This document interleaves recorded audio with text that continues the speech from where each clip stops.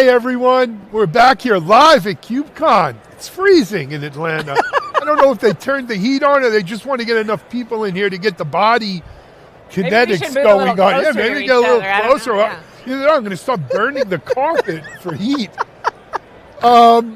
Anyway, let me introduce you to Margaret Dawson. I've interviewed Margaret before on Techstrong TV. And she's a treasure to interview. So I'm going to do my best to keep us on a track, but I already know how this works with her. Her and I tend to... We go off, so bear with us. But we've got a little open source Kubernetes Linux history lesson for you to go over. Take notes. Yep, get your pens and papers out, or your keyboards, or your AI, or whatever you're doing. But take out your AI. Or your AI. But Margaret, before we do that, let's talk about Margaret's history. This is a family channel. I was just going to say, let's keep this in the scope. But a little bit, because you're relatively new as the CMO at SUSE. That is correct. But you have a distinguished, seriously, all kidding aside, a distinguished career. I'm going to be very serious. A distinguished career. Share a little bit with the audience. My distinguished career. So I've been in tech for about 25 years, but I started in the automotive industry, and then I was a journalist for many, many years. So, and most of that was foreign correspondent in Taiwan and Hong Kong. Really? Yeah. For Business Week magazine, it was very, very fun. And I was interviewing all these tech CEOs because if you think about it, that was the time when Taiwan was trying to move from what we call trinkets and trash to technology. And I remember this one interview very clearly with the CEO of MyTac, his name's Matthew Miao. And I had this pounding away on my laptop, and I looked over and thought, I want to be there. I want to sit in that seat. And so when I came back to the States, I started working in tech, and I started in communications, and then found I loved technology. I ended up in product management, and then product marketing, and just kind of moved across and up, and ended up in amazing positions, and have worked for big companies and early stage startups, and just love the work. What an improbable career path. It was I call it the crooked path to success, yeah. But you know what? It's where you end up that counts, right? But it is the journey, It is the journey. It's been fun. It does.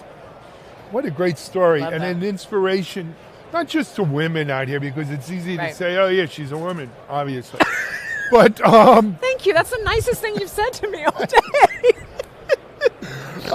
But on top of that, you don't, in a world where we're so focused on, I want to go to school and have a computer science degree and a cybersecurity concentration, and I'm learning neural networking and AI in school, there's no substitute for just getting out in the world, doing what sometimes just a road opens up, a door opens here, a road closes there, but also kind of following your inner guidance. You know what I think it is curiosity. Yes. And I thought that everyone had that. I don't know if that's something inherent to us or if you can teach yourself to be that, but for me it was, I just found myself so inherently curious and just wanting to learn and lift up the hood, as we say. But I think if we can teach people to have that growth mindset and to be curious about the world, you can have all kinds of paths to success, right? And you can be a non-traditional hire, as we call it in tech, right? You don't have to get a computer science degree. I mean, look at some of the best entrepreneurs. Look at Bill Gates from the very beginning. It's not always your education. It's what is your desire? What is your curiosity? What is your desire to learn new things and just understand the world? And obviously technology is a key part of that. Absolutely. I've got bad news for you. What? I just wrote an article this week. I saw an article in the New York Times on a study they did about AI rotting our brains. No kidding around. And here, you're going to appreciate this. What they're saying is that basically AI killed the curiosity cat, right? That when people use AI versus, and here's the kicker, using AI versus a Google search, right? At least with a Google search, it gave you a bunch of things, and then you had to follow your curiosity a little bit to see what was it that was useful, what was good, what you could take out, what you couldn't take out. With AI, we've abdicated that. That's interesting. It's giving you the answers. It's doing the path for you. And there's no curiosity left. Now, I'm older. I thought when Google came out, it was killing curiosity. Right. I was used to going into the card catalog at the library with the Dewey Disc or the encyclopedia.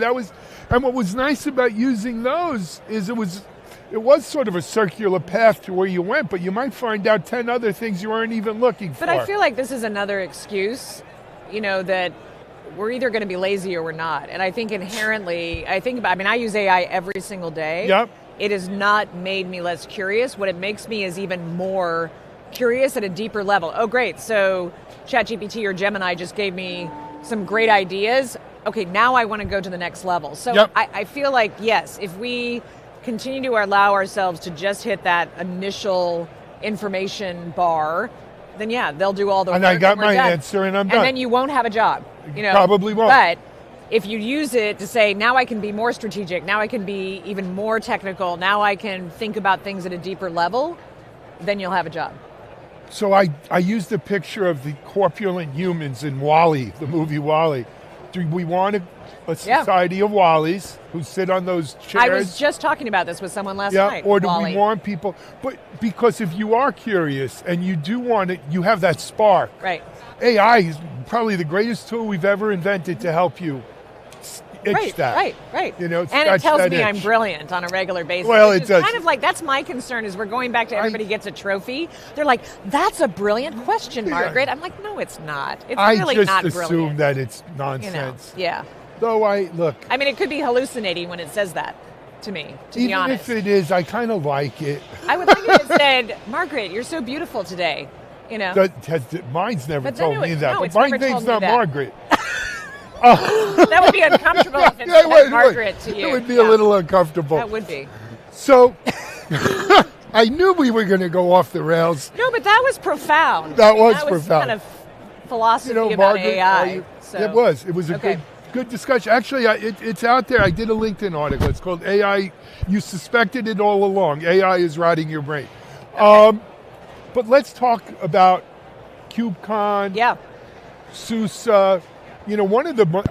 SUSE is a company that's made some amazing acquisitions over the years. But I think, in my mind anyway, and I'm not just saying it because we're here at KubeCon, was the acquisition of Rancher. 100%. Yep. Rancher, and full disclosure, I know Liang Shang for 25 years, 3 companies before Rancher. Yeah. And brilliant, and he has a team of brilliant people he works with. But when my first involvement with Kube was not at KubeCon, it was at DockerCon. Yes, that's correct. And we were looking at starting what today's Cloud Native now, and I was looking to call it Docker something. I found out we couldn't. They had the trademarks. Correct. Glad I didn't. Instead, we came up with the name Container Journal. Right. Also a stupid move in hindsight, but I've made stupid moves. No, I actually think at the time I would have done the same thing. Yeah, containers. But I remember coming back and telling my team, the heck with containers. I saw something else there, this thing from Google called Kubernetes or something. It's hard as hell. I don't know how anyone would use it, but that's all anyone talks about. Yeah. And I remember speaking to Liang because at the time, Rancher had their own orchestrator. Right. Everybody was building that everyone, out at the time. Docker had but Swarm. That was early container time, right? Yes, it was very early. Well, and look, the smart money was probably on Docker, Swarm being the orchestrator of choice. But Kube, in another improbable meandering path, became the standard, unquestionably. Yep. And this whole thing that we see here. No, it's shocking to see how this has grown. I mean, when really you've got 10,000 people at an open source conference. Yeah, I mean, it's always 10, 12,000 people. Yeah, it was and 12,000 in Europe. Bigger. Europe's bigger. Yeah. That's correct. But nevertheless, Rancher was one of the originals, if you will, right? I remember flocks of people. We call that OG now. Like if you want to be hip. All right, so you're going to act like my kids now. I'm going to act like your kids. All right, Rancher's an OG from Margaret. A Kubernetes OG. A Kubernetes OG. I thought I was an OG, but okay. You are an OG, I am an but OG. in a different category. Let's not go there. Exactly. Again, it's a family show, but But Rancher is an OG, and kudos to SUSE, because you know how it happens. A lot of companies, they get acquired, the founder leaves, and things sort of, wither away. Not so with Rancher. Not so with Rancher. It's still one of the most dynamic leaders, I think, in this space. I think so. I mean, as an internal joke, we sometimes say which is known more, SUSE or Rancher. And if you're in an open source community, especially in this community, everyone it's knows Rancher. No doubt about it. But I think you're right. I think that acquisition was pivotal. I mean, it's changed the direction of the whole company. Yeah. And then I think I would add 2 acquisitions after that, which was StackState, which was an observability platform. Specifically, they had pivoted, brilliant move, to pivot to do Kubernetes observability. So now it's an integrated part of the platform. And then NewVector, which was security, is now integrated as security. So when you put those three together, and you have a very differentiated. Exactly. No doubt. Yes, so StackState, we were good friends with the marketing team, and Andreas there, who was the CEO. He's great, yep. Who's still with SUSE. I want to talk about him, and we'll come back to this. And then NewVector, as you said, also great security. So really, I mean, SUSE was a great Linux company. Everyone loved SUSE Linux. Yep. It was Red Hat and SUSE and Canonical. But these acquisitions have really pushed it into, sometimes it's better to be lucky than smart. It's good to be both. Yeah. These were really 3 fortuitous and smart acquisitions. They were, and I think it's still early days, right? I think sometimes, especially when we're here, we assume that Kubernetes and containers overall are very, very mature, but as you probably know, 15% of applications are containerized? Yes. So I think it's still very early days. I think how security, observability, and other capabilities get, put into the platform, become an inherent part of it, how we manage things, cluster management, just environment, or the move to virtualization, native, like all of those data challenges for enterprise you talked. And Linux, by the way, doesn't go away.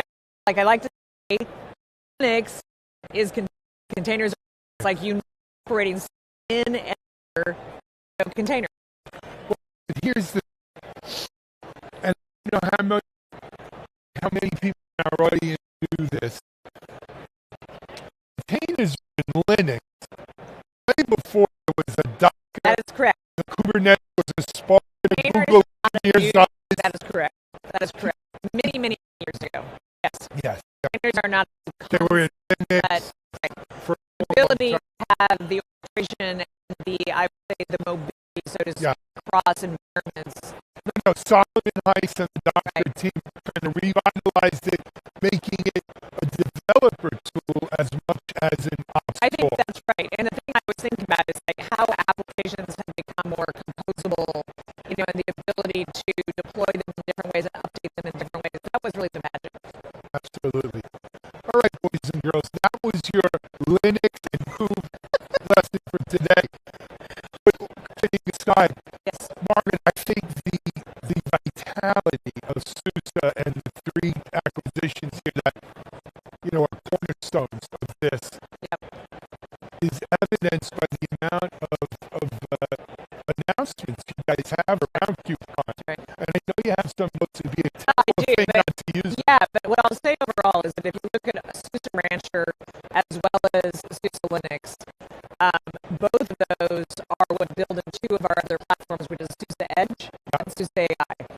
And I think that's important because we're kind of using those as the building blocks. Foundational. Right, exactly, for other platforms. But on Rancher, I know, I'm sorry that I'm notes here, but no, don't be sorry, we get it. Yeah, it's so much. As I was going through this with my tech guys this morning, but so one of the things you talk about Rancher being a very, very successful project, it's both for the server side as well as desktop. And at SUSE, from a product perspective, we have not productized the desktop until now. So now we have developer access, the ability for them to access through this product all of our app collections when they're building applications. Right. And so think of all the container-based images, all the components that are supported, secured, certified, all those things. So to me, that is very exciting because we're taking what is the best in the community, like you're supposed to do, productize it, support it, so they can use it in in production level applications. So that's one huge thing. We also have something called Elemental. I don't know if you're familiar with that. I'm very familiar with that. You are? Okay, so maybe you should tell me what's there. But what's cool about... We're live. You scared me. Go ahead. No, okay. Not being scared. I know. I've used Elemental for many years. Look at you. No, that's cool. And you probably know one of the cool things in the latest version 1.7 is you can use it to deploy not only a Kubernetes cluster, but also the operating system under the container. Okay. And so you have one way to deploy both. Usually you have to use different ways to orchestrate that. So that's kind of cool. We also announced virtual clusters. So this is something our customers have been asking for a long time. It sounds fairly basic, but the ability to spin up a virtual cluster, take it back down, it's like dev test. Okay. And with that, ephemeral cluster. Exactly. Kind of Exactly. Okay. And you can also not have to utilize a full GPU resource, so you can slice it. It's called time slicing. So with virtual clusters, you can say, oh, I just want to use this much of it. Right, you can really fine-tune. So as you're, kind of testing and you want just a sandbox environment, it's really spin it up, spin it down. Excellent. So much more efficient. And then we've done a bunch of stuff around virtualization updates. I think, everyone is still talking about virtualization. It was interesting. I was talking to an analyst yesterday, and he was saying, every enterprise is going to have virtualized environments maybe forever. It's kind of like mainframes. Nothing goes away, right? And if your virtualized environment licensing costs went up 3x, you might be looking. So what you're looking for, the question is, do you want to keep it in that same traditional infrastructure? Right. Or would you like to take your virtualized workload and somehow move it towards cloud native? So what I would say is our sweet spot is that. We are not looking to just sub one hypervisor for another. It's like, let us help you on that, and we have management and capabilities that are the same, whether you are virtualized or containerized. Or both. Or both. Exactly. That's right. And that's a very real thing. It is very real, and they're straddling the two. Yep. And so we've made some advancements there to make that journey even smoother. So let me jump in on that one a little bit. I half-heartedly I made the joke about licensing costs, but the fact, and we've done a lot of webinars on this. But here's the thing: when you look at companies that are moving off of, let's say, VMware or Broadcom or whatever you want to call it, they don't cite the licensing cost as the reason. Correct. The licensing cost has been what's given them a moment to pause, a moment to reflect, and say, if I'm going to make a change, this is the time to make a change. Right. But what change should I make? Should I just laterally go from one hypervisor to another? Doesn't make sense. Right. You might as well eat the licensing cost. Right. Should I use this as an opportunity to move to the public cloud? Right. And if I'm moving to the public cloud, should I use it as an opportunity to go cloud native? Right. Well, microservices and everything else. So it becomes a transformative transformation issue. No one is going to change on cost alone. No. It is the pain that may, give them that ignition, so to speak. But it's a reason to reflect and say, if we're going to... And then they look at how easily will this be? Do I have to completely lift and shift? Do I have to refactor the application? The easier you can make that journey, and that is what we're trying to do. It's like it is a stepping stone. And I think one of the advantages SUSE has in that, Margaret, is, let's face it, no one's going to move 100% of what they got in a data center That's correct. up to the cloud and close that data center. Data centers are too expensive now. We're not closing anything. That's true. We'll sell it. But anyway. To Amazon. Right. Or anyone, but we have a bidding war. Anyone, yeah. Spending $3 trillion on data centers. It's a whole nother story. But the fact of it is, SUSE gives you a path where, hey, you want to run it in public cloud? They all support SUSE. You want to run it, hybrid, your data center, public cloud. I would add, we talked about this a little bit last time, is like you want to run it in a sovereign regional cloud. That's a whole nother thing. So since we've spoken, I know our friend Andreas, right, from StackState, he's our GM of our digital sovereignty solution team. But this is real. It's very real. Yeah. And to be fair, it's called different things. Not everyone calls it digital sovereignty. In the United States, we just call it data protection, or we call it governance, or we call it risk management. I call it sovereignty because I can understand. Everywhere? That's one of those words that I think, hits people in different ways. Maybe you're such a marketing smart person. No, it's just a political, maybe I'm just overemphasizing. But I think it is political. Let's be real. The reason is geopolitical. We don't want any country to, if I'm a user, right, I want to know that my data is sovereign, right? Yeah, that no one's going to take it. 15 years ago, I was speaking to a conference in Canada, and they did not call it digital sovereignty. Well, we didn't have the politics. We do know. But they were talking about the same exact thing. We do not want an American company to set up a data center and have our data sitting there. So 9/11. Because at 9/11, probably the U.S. government wanted a key to the iPhones. Right. To get what these terrorists were, messaging. Right. And it became a thing, right? And that was, during the George W. Bush administration, they set up the Patriot Court where they could quickly get, warrants for that. It's been festering since then. It has. And I think that's what I'm saying. It's not a new concept. I think I think it's real today more than ever. Yeah, it's definitely gotten bigger. But I think part of that is just our distributed, decentralized nature of everything now. Yes. Is making people feel like they've somehow got to, get control. I think it also, though, uniquely for SUSE is based in Luxembourg, right? EU. And, let's call it what it is. The three hyperscalers are American companies. Right.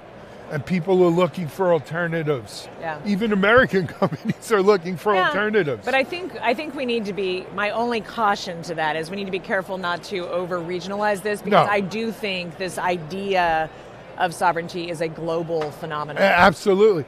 And and AWS just announced a sovereign cloud in EU. I think they're all going to be thinking about how are we globally relevant, locally specific? I mean, it's just going to continue to kind of have that tension between the two. I grew up in a globalist world, right, where everyone said the more we do global trade, the better we are. Right. And that's not necessarily the feeling around the world. Although I am a free market economy. I was a free market. Yeah. But that's not the way the world is today. And so in a world that's putting up walls, why aren't you expect walls to be put up around our digital assets, which are so valuable? I feel like this could take us in a whole different direction. Because there's a whole humanities side of this. Let me just. I don't want to get into the humanities. But let me just say this. God, we're not going to talk about humans, please. I got enough problems. But I commend SUSE for recognizing this for the issue it is, and really, Andreas is a talented fellow. He is. And putting him in as GM on this, I think, is it makes a statement, and I think a good thing. The one thing about being in Europe, and I've spent a lot of time in Europe the last 2 months, is it's just we want to be there in the conversation. We want to help, and I think that's the advantage of having that connection. I mean, right now, a lot of people think of this as a Europe versus U.S. And really that's what it's not. Yeah.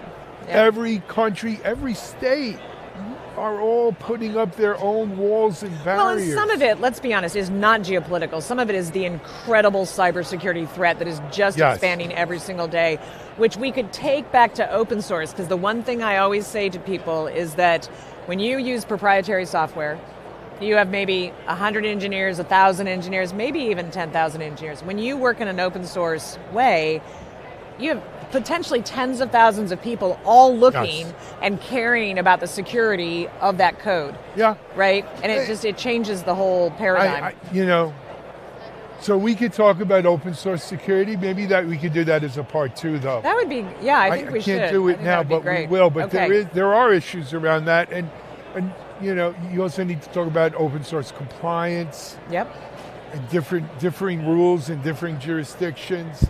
And standards. I mean, I think people always struggle with this open source versus open standards. Yes, there is that. You need both, I think. I think, I was at dinner last night. Good for you. I got to eat. I mean, you got to eat. Yeah, but I was sitting next to an entrepreneur. I'm not going to mention his name or what country he was from or anything like that. But he tried to convince me that enterprises don't want to use open source. Oh, that's absolutely false. I said, wait a second, I've got a call here from you from 1999. Because my experience is, in the 90s I used to hear that. Yeah. 99% of enterprises today use open source. Here's what I will say. I have said to salespeople, no one wants to buy open source, right? Because they think they get it for free. However, do they want that flexibility? Do they want the innovation? Do they want their developers to be happy? Because what do developers want to do? They want to play with the latest technology. They want to build great things. They want to use open source, right? So I would guarantee you, I can't imagine an enterprise not having some open source in their environment today. And then there's a point where he could be right, where they want it supported. That's why we have so many companies like ASUSA that now productizes open source technology, but it's almost like the best of both worlds. Absolutely. I don't know. Do we have any other things on your list? Oh, just some AI stuff. Did you want to go back? Yeah, let's talk about AI. Rancher now has Liz. That's their AI agent. Agentic AI. Yeah, we named it Liz. So I got to ask, what's Liz stand for? So it doesn't stand for anything but lizard, because our mascot's a chameleon. Big gecko, and then it's like lizard, Liz, sort of like the Geico guy and all that. Sure, yeah. We're not going to see goofy commercials. We are not. Okay. Although we have a big gecko over there. If you do you? Yeah, in our booth. I love that's my one statement to my marketing team was, I just want to see a lizard. Big geckos. Yeah. It's actually a chameleon named Gecko. Is that, because I knew Susu, that's a chameleon. Yeah, it's a chameleon. With the prehensile and tail, its name is Gecko. Gecko the chameleon. Yeah, it's fun. Gecko is a little close. Even my granddaughter can say Gecko. She has a little plush doll and she runs around. I would have gone with Cammy. You would have gone with what? Cammy? Chami. Okay. Cammy the chameleon. It's good. Don't give up your day job. So that's so Liz. All right. I feel like I'm home with my wife, but okay. You said this last time. I got to. Can your wife join us next time? I'm going to have to figure. No, I'll get picked up on both sides. Last thing. Go ahead. Okay, so, because you're going to talk to someone about AI later, but that's in Rancher. And then the last thing in Rancher is some updates to the observability product. We've got Dashboard Editor. Mm-hmm. And we also now support the OTel framework end-to-end. So the OTel collector, OTel operators. Are you familiar with OTel? Yes. Another amazing. So I came out of the observability space prior to joining SUSE. So OTel is an old friend. Yes. And so a lot that we're doing there. And that's both for containerized workloads, AI workloads, which are mostly containerized as well. So that's a perfect segue. I don't know if you've seen the guys walking around with the open telemetry. I love OTel. The baseball jerseys they're giving out. Let's see if I can get one of them. But okay, that is the second largest project here in CNCF. It has exploded. And when the only thing bigger is Kube itself. That could be right. I didn't know that. No, I didn't know that it was the second biggest one. I've been to the OTel community days. In the first 5. Oh, Prometheus is amazing technology. Yeah. So when you look at observability and you put all those together. Yep. And then not Rancher, that's you. Harvester, no. G with a G. Something Labs with a G. Grafana. Oh, Grafana. Yes, I should have guessed that actually. Yeah, Grafana Labs is awesome. The 3 of those together is bigger. I mean, we actually at my last company supported FluentBit, which was started with logging. Sure. And it still is a very high performant collector and framework. So, but OTel has really become the standard. So especially around metrics, a little bit of traces, they're getting the logs. Not only that, I mean, there's a lot of commercial observability products. They're all running OTel under the hood. The thing you've got to watch, and we'll end on this because they've done it to OTel, but the one thing I always say is like the cautionary tale of open source is when companies take perfectly good open source code and then put it in a box, fork it, proprietary, and you've seen that in the observability space, where then you're locked in. You've seen it in secrets and security. You've seen it all over. So, to me, there's got to be, I'm not against proprietary innovation. I mean, I think that's people wonderful. Are free to fork, right? That's part of the whole open source thing. It's just how do you get back? How do you allow still that flexibility? How do you help not be locked in? There's always going to be parasites and walled gardens. That's right. But you got to have faith in the community, and that's a great place to end this. I love that. Have faith in the community. Faith in the community. All right. And hey, humans. Margaret, as always, it is Thank you, great. Sir. It's always good to see you. Margaret Dawson, CMO at SUSE, who's part of Rancher, and Are the other two companies still called that, or they're just part they're of? They're just part of the Rancher now, part of the platform. That's what I thought. Yeah.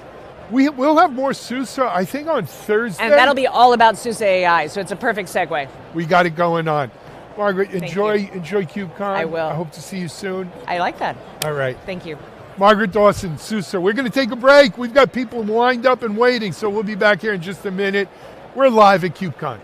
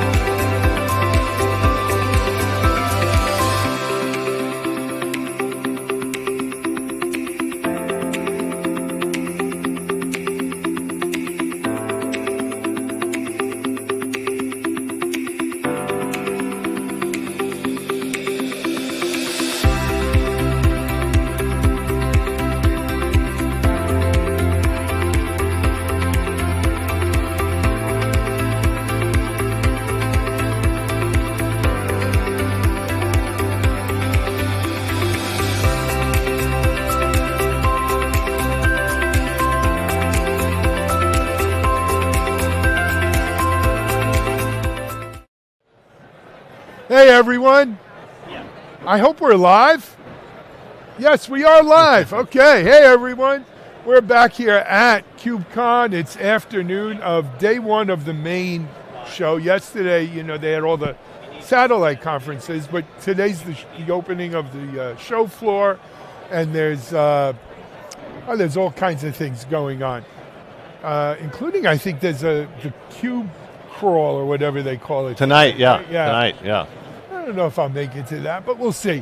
Anyway, let me introduce you to my friend here. He's been on Techstrong TV before. His name's Tucker Calloway. Tucker, welcome back. I don't think you've ever done one of these live with us, though, right? I think I have. I think I did 2 years ago at KubeCon. Or no, it was RSA. RSA, yes. Yeah. Oh, okay. At KubeCon, you're right. Yeah. I like doing RSA. Yeah. We'll be at RSA this year. All right. We're going. We just got all my contracts done. Yeah. So in addition to doing this there, I put on an event Monday at RSA. And this year, it's usually DevSecOps, but this year it's going to be on AI, securing AI native dev. Okay. So we're going to talk about AI. For that. We're going to talk about AI. And that's a great segue. No, but before we segue into AI, seriously, Tucker is the CEO of Mesmo. Yep. And I don't know if you all know Mesmo, and that's okay if you haven't, don't be ashamed. But Tucker's going to make you smart about Mesmo. Tucker, go ahead, man. What's Mesmo about? Yeah, so Mesmo is, we've actually been handling telemetry data in the observability space for a while. And we are all about delivering a new observability experience that's fueled by agentic operations. Now, obviously, that's something we've started in the last 12 to 18 months. But we think there's a new way to go about doing observability and analyzing data. I think AI is going to disrupt this market like crazy, to tell you the truth. But before we get into observability, well, we'll segue into it. But just real quick, Mesmo.com is the website? Mesmo.com. Okay. You guys also play, when we look at who does observability, who's using observability data, the SRE segment was a big segment for Mesmo. And lately we've seen the rise of, let's call it AI SRE. I don't know if I buy into. I don't know, it just sounds like a lot of friggin', I got opinions. Letters put together. Well, let's start with defining it. What does AI SRE mean to you? So I've said this a couple times. I don't really like the term. It's the term that we have. Do either. The reason I don't like the term is because an SRE is like a person and a job and a role. And it's also one that we've given a lot of responsibility to over the years. And so to suggest that you could AI a person or AI a role like that isn't right to me. So you think it's replacing the SRE with AI? No, I think it's more. I think that's what people are referring to, and that's wrong. Yeah, and I think what I think we should be doing is, to me, it's AI-driven observability. Right. So how do I take some of these mundane, routine tasks of like tactically managing the system off the SRE to allow them to go back to designing and scaling systems, to do those things that require the big brains to do it, not do the routine things. And that's what really led us to, when I think about AI SRE, I think about detection, diagnosis, and remediation of incidents. But to me, that's really more AI-driven observability. So I think this has a lot to do with what your view towards what role AI plays in all this. Yeah. Right? I just wrote an article a couple days ago about the use of AI in journalism and media. Mm-hmm. And every media company is using AI. If they're saying they're not, they're full of crap. They're lying, yeah. They're lying. I think it's pretty much like that in observability too. I think a lot of, we see it in developers. 90% of developers are using AI. Yep. Ops people, everyone, PR people. We could replace them all. No, we can't. But PR people, right? But PR people are using AI. We're all using AI. But what I wrote in the article is, from the Billy Joel's, AI didn't start the fire. AI can't start the fire. Right. It's the human that's the spark. You almost anything you're doing with AI today, you must have a human in the loop. So to me, when I hear AI SRE, I'm thinking about how is my SRE becoming better? Here's how I think about it, and I like the Spark analogy. You actually just rebranded around a Spark. Very cool. And you didn't know that. No, really I did, because it was under there.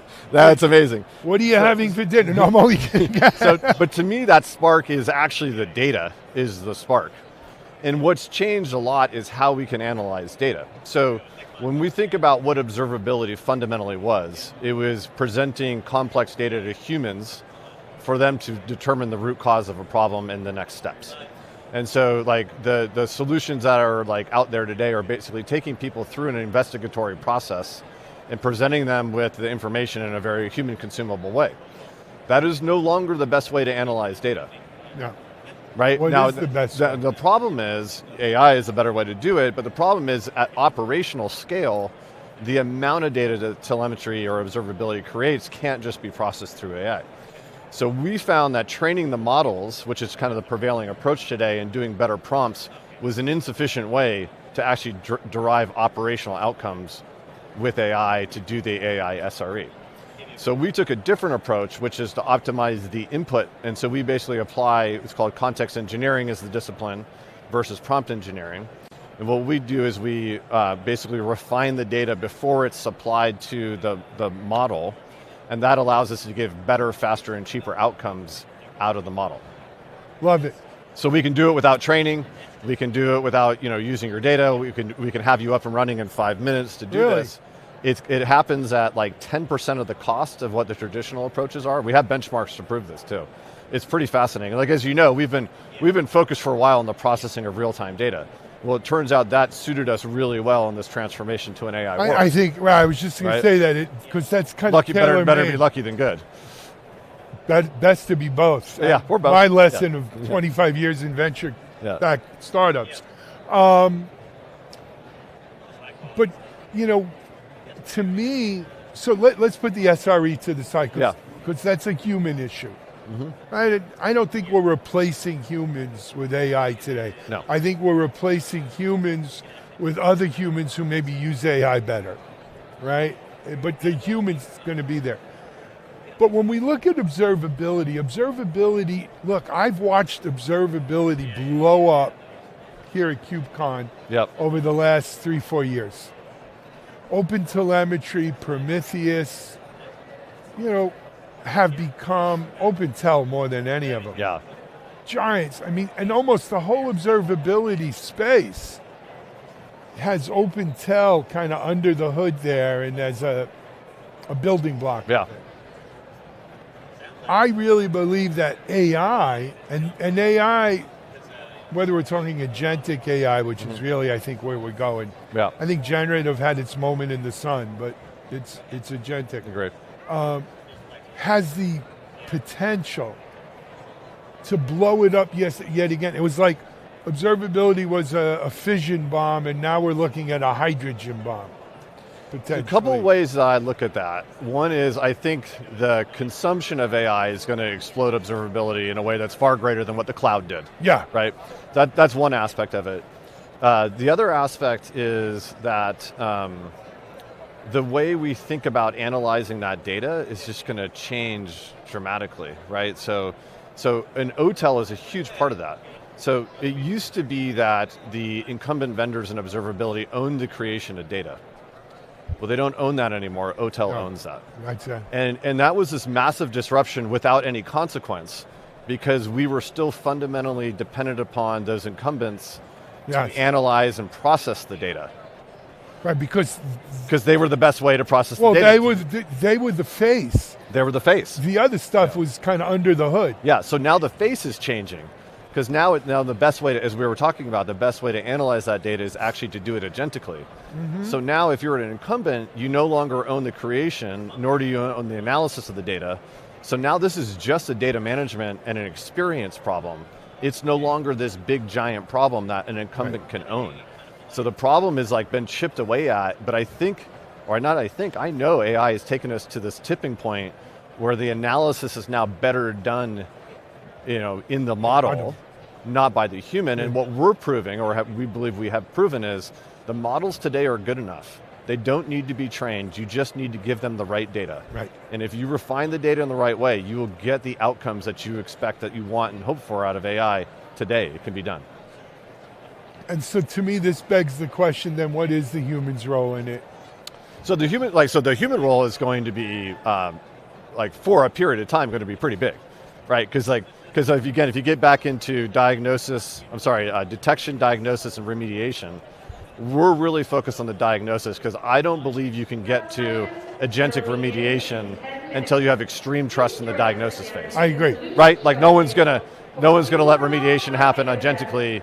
I mean, you might have a human in the loop trigger it, but that's just a human firing off an automation routine. We've been doing that for a long time, and it will get better with AI, but like really tightening that loop requires extreme trust in the diagnosis phase. That's where we're focused right now. So I think until we have that extreme trust, we're always going to have the human in the loop, but ultimately, we need to be thinking about designing these systems for agents to process, not humans to process. And that doesn't replace humans, that puts humans in control of agentic processing. And it puts humans back into how do I design scalable systems and things like that, which is not an SRE. I actually operated as one in a weird way for in '99, but I thought you just stayed in a Holiday Inn Express. Yeah, but I believe that they got into their discipline and profession because they wanted to build and design systems, not because they wanted to do observability and firefight incidents. Right. Well, I'm sure none of the people 10 years ago raised their hand and said, I want to grow up to be an SRE. Right? We didn't have SRE until Google wrote the book or Fair whatever. enough, yeah. But I do think you're right, that I think the SREs come from the ops, what we used to call sysops, right? Yeah. Some of them are now SREs, other pieces of the sysop are, platform engineering. I think we're seeing a lot of overlap between SRE and platform engineering. Agreed. But I think at the end of the day, I'm old. They're all ops people to me, right? They're all ops. And I started DevOps.com, right? I'm a big believer in Dev and Ops and security and all these disciplines coming together. I do think I'm a glass half full kind of guy.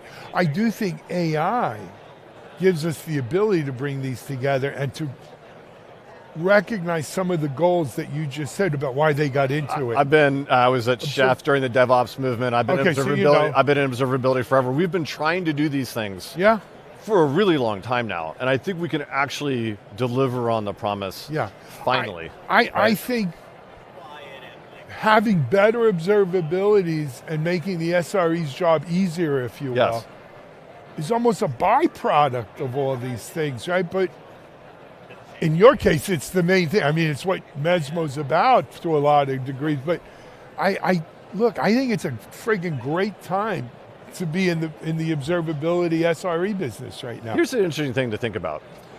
I would argue that the only task that an SRE does in a visual UI is observability. So what did they use? Everything else they do is not. Everything else is infrastructure as code. They're all doing everything as code. Like a UI is not a traditional way of scaling a system. Now they do it in observability because they're forced to visualize and investigate and complex data. Right. If we take that off their plate, they can now consume observability in their native tools. Like they can consume it. So what are their native tools? Command line, Slack, Cursor, things like that. They don't have to go into this UI. They can actually operate, not have to switch contexts. They can go do the things that they do in the places that they do it and not have to leave their workspace to go to observability to then go back to where they operate, which is more on the command line. So I'm a Star Trek dude. Yeah. I think with AI, we have the capability to bust out from windows and command lines. The whole human-computer interaction is going to change. Yeah. And so if I'm an SRE, I'm just going to tell the computer what I need to know right now. Right. Right? And it's going to tell me. And whether it tells me, that I hear or it flashes something on the screen or whatever, the idea of having to be able to sit here and type in shit. Yeah. I know we're live, excuse me. The idea of being able to sit here and type in on a keyboard is history with, like, our kids won't type on keyboards to talk to or to communicate with their computing devices, whatever they may be. Yeah, no, I think it's true. And so that's going to create a whole new opportunity about, you know, and I don't know, is it something that we get wired in? Is it holographic stuff? Is it just pure? Because some people don't comprehend what they hear, they need to see. Yeah, and I think to that point though, I think there's obviously I've been on this kick of like that's kind of anti-visualization, anti-dashboard, but you do need that for trust, and you do need it for verification, and you do need it for audits at times. But I think you can ask, or not, you can ask the model for it. Just say, give me a visualization. And it gives it to you on the fly. I don't need a persistent dashboard that's sitting around spinning, doing nothing. I agree with you. Again, and I think you just ask it, and it conjures it up, kind of thing, right? You don't need to be spending time developing, you know, UIs. And I'm sorry for all my friends who are UI developers out there, but I do think we are on the verge of, you know, what started, I guess, in 1970s, right? Xerox PARC was the whole window mouse way of you know, computer-human interaction. We might finally be outgrowing that. We'll see. Look, I'll settle for, you know, high trust in the diagnosis of Mesmo's SRE, agentic SRE. You want to walk before I'll settle for that. I get it. I get it. Let's get there first. One step at a time. I'm a dreamer. But Mesmo.com, did we mention that? We did. Check it out. MEMO. New brand with the spark and everything. I love it with the yellow spark. Give me one of these again. It up perfectly. There you go. Look at it right there, baby. Yeah. All right. Hey, enjoy KubeCon. Okay. KubeCon. It's Thanks great seeing you again. Thanks for Come back on Techstrong TV soon. Let's hear more. Tucker Calloway, CEO of Mesmo. That's Mesmo.com with a spark here at KubeCon. We're going to take a break. We got more coming your way. Stay tuned.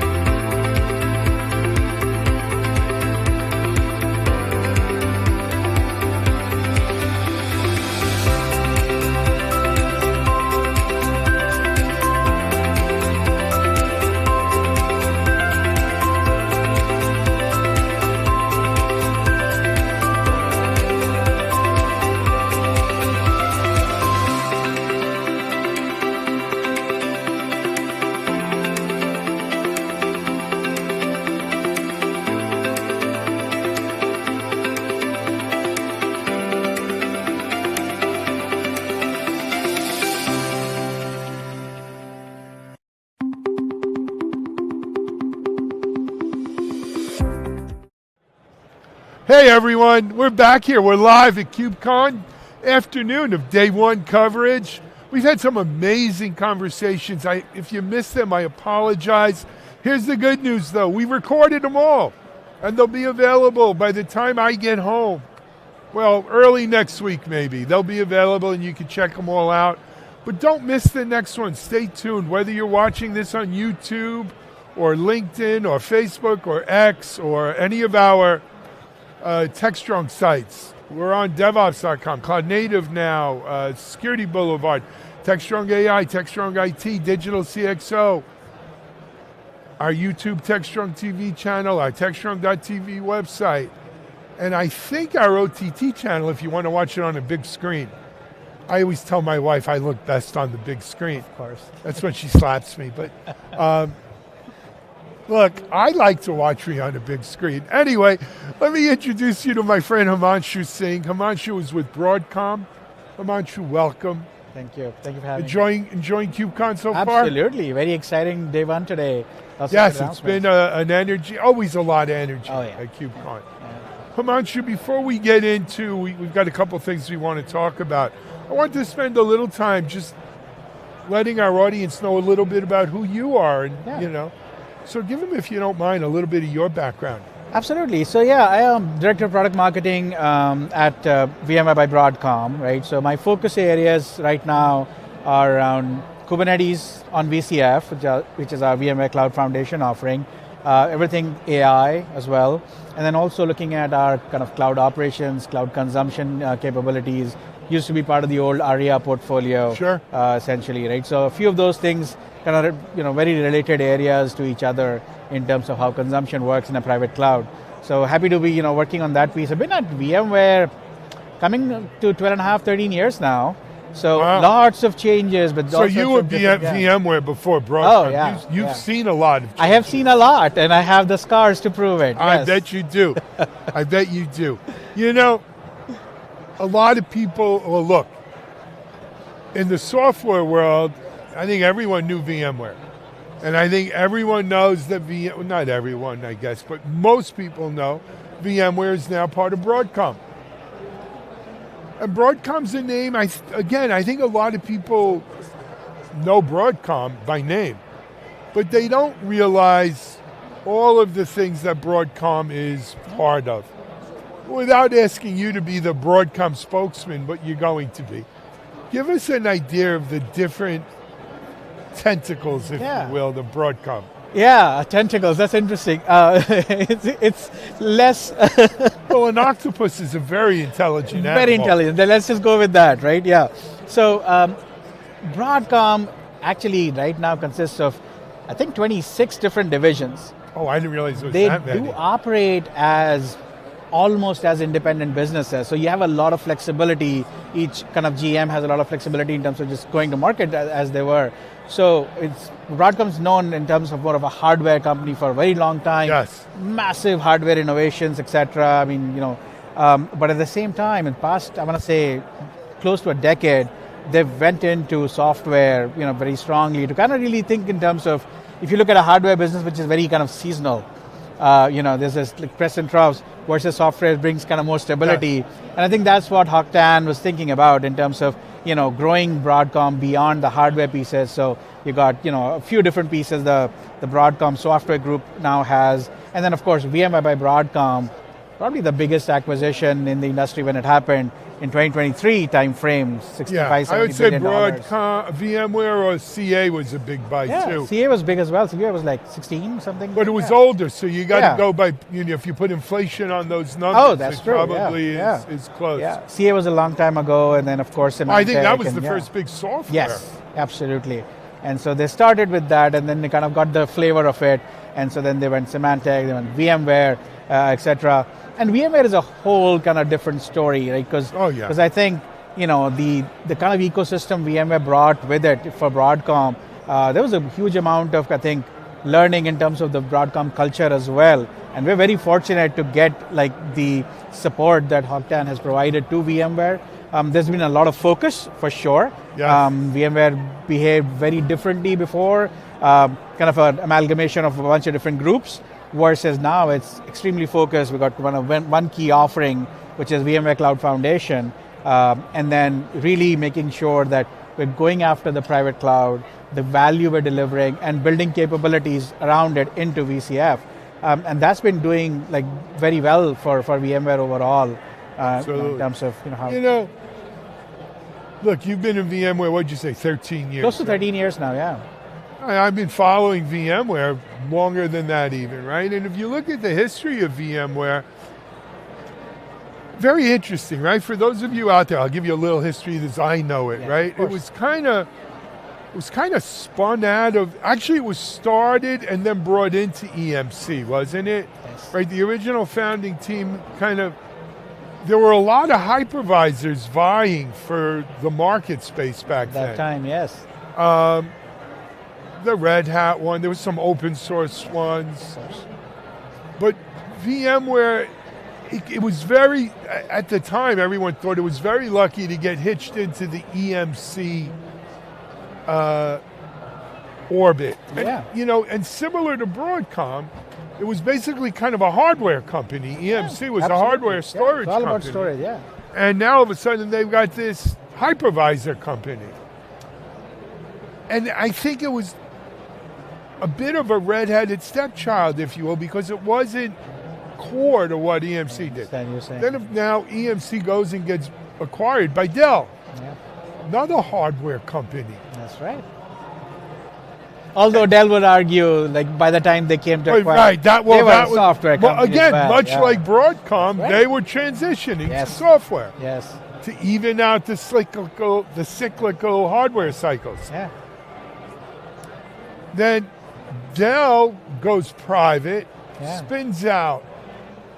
I think they spun VMware out, and it was the first time that VMware was truly, truly independent since it was first formed.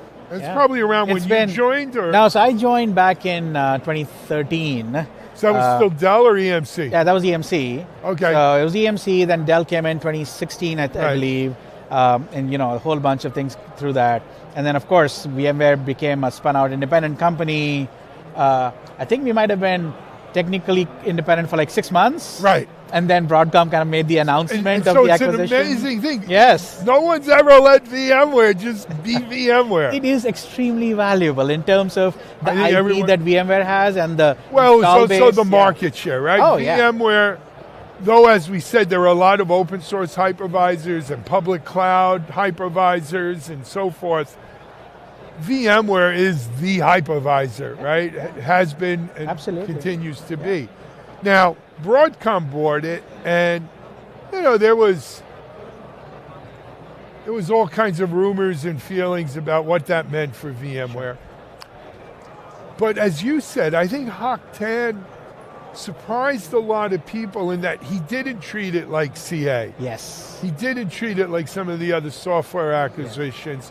I think because, for the same reason Dell and EMC, they recognize that you got a diamond here, right? You can't, you got to shine it up. You can't try to break. You don't want to, you're not a diamond cutter. Absolutely.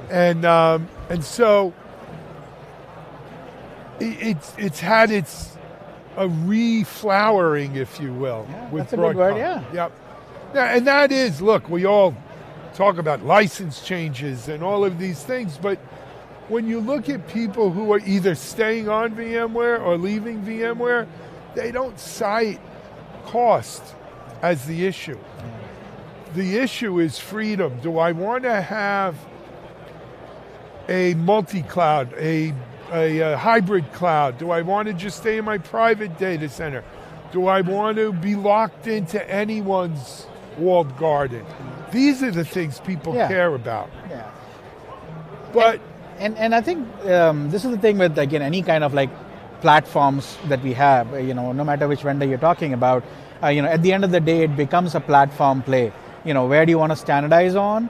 There's always going to be, some silos that you might have. Hey, companies acquire this and that, or they grow certain things organically. But by and large, when you look at large enterprises, they want to look at overall cost, overall standardization That helps with cost, but also from an just ongoing operations perspective, skill set perspective, how do you make sure that what you have can be leveraged and then basically expanded more and more? And this is the kind of story that works for, it doesn't matter if it's, Broadcom or VMware or some of the other vendors, you want to make sure that you are able to provide the benefits of standardization while, and I was just having this conversation with a colleague earlier, while giving the folks who are doing the innovation the flexibility of being able to do that without feeling locked in, right? And that's exactly what we're striving to do when it comes to kind of VCF. And yes, we went through a whole bunch of changes in terms of bringing things together, which also, for the first time, big focus. VMware, fantastic culture, but the thing that we lacked before was the focus on making sure it all works well together. Discipline, right. Yeah. There was a little ADD, if you will, entrepreneurial ADD. Yes. And that's not a bad thing, but focus is a good thing. Now, we're here at KubeCon though, and people say, okay, hypervisor, Kubernetes.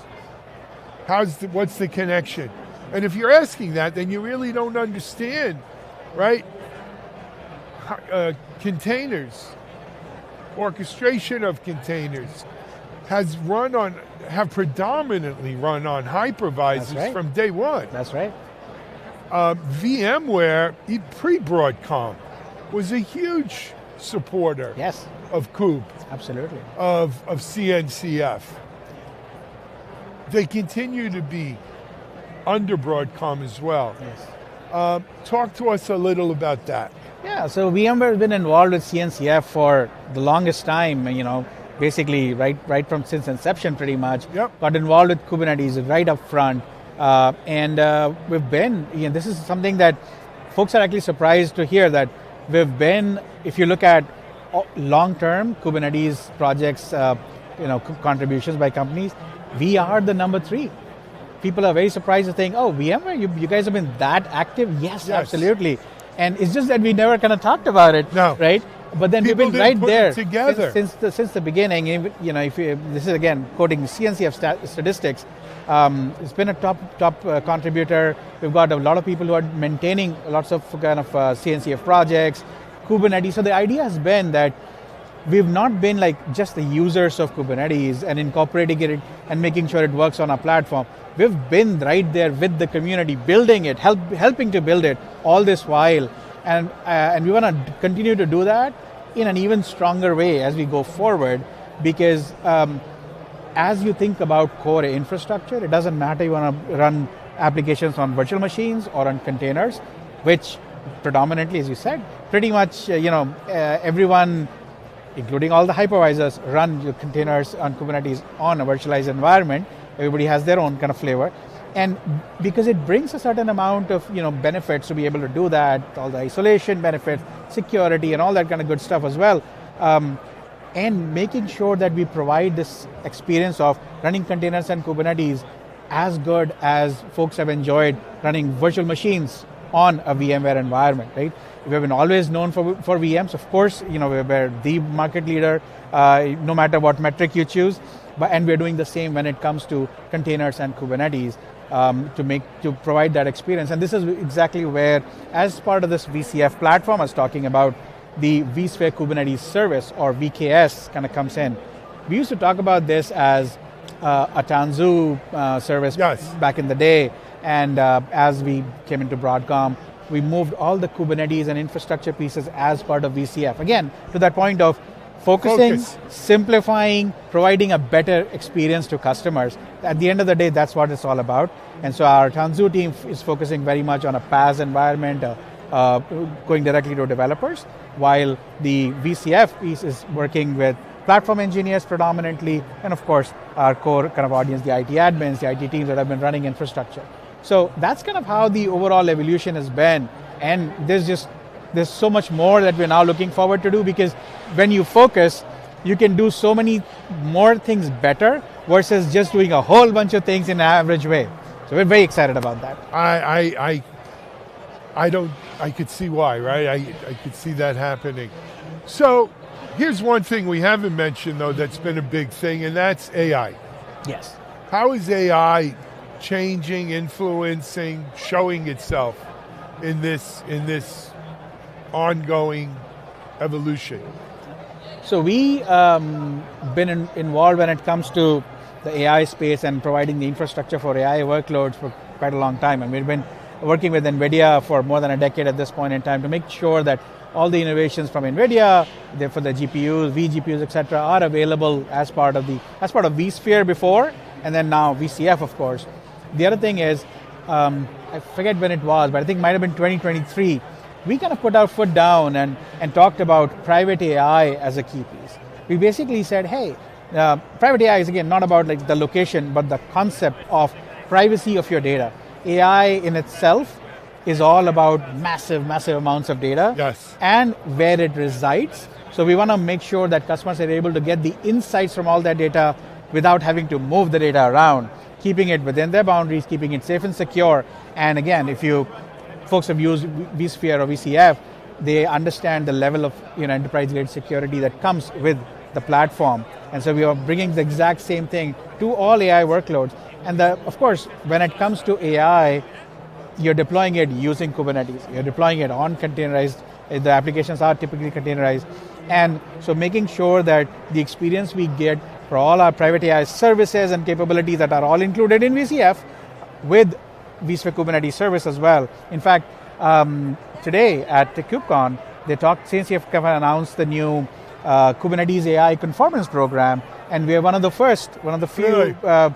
Starting kind of conformant and certified platforms, VKS as part of that. So it kind of underlines the importance of AI in general and how we see, at the end of the day, it's just another workload. And we want to make sure customers have all the tools available on the VCF platform to be able to use VKS, use our private AI services to build those applications that they do. I think, Himanshu, we're running low on time, but one of the things I want to close with, and I'm directing it right to our audience, and you can look in that one when you respond, which is, look, VMware's always been a supporter of the Cloud Native Computing Foundation, of Kubernetes, of containerized, of cloud native computing in general.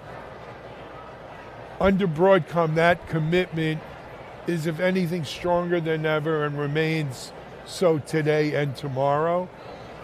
And anyone who says different doesn't know the truth. Yeah, you just need to get educated. That's all. Just need to learn more, figure it out, and they'll see the value. Yeah, absolutely. Hey, thank you for all you do. Thank you. It's a pleasure as always having you on. I hope we won't wait till the next KubeCon. I would love to, get in touch earlier and we do these every day out of the studio. All you got to do is write me. Absolutely. So it's on you. Absolutely, it's on me. All right. Himanshu Singh, Broadcom, VMware Broadcom. VMware Broadcom. That's the right term. Right. Here on Techstrong, we're going to be back in just a minute.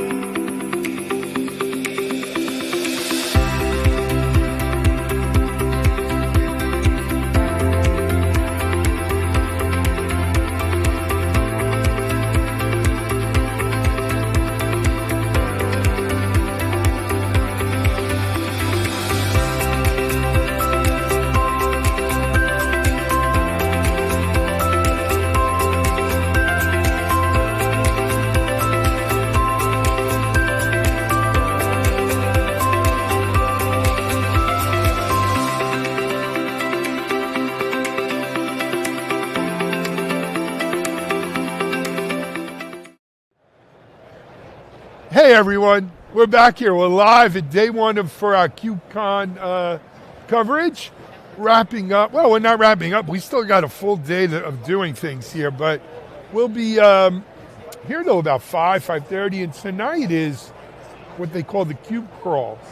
So it's the event on the show floor. People go around. They'll have food and drink and some good discussions to be had by all. I usually don't stay for them, I'll be honest with you, but maybe I'll stay for this one this year. They usually do a good one. I don't know. Are you going to stay for the Cube? I'm going to hang out for a little bit. I'm like you. I'm like, hang out, shake some hands, and then we'll see where it's going. Some babies, and we're out of there. Hey, if you've watched Techstrong TV over the last few years, you may have seen this gentleman on. His name is Colton Andrus. Andrus.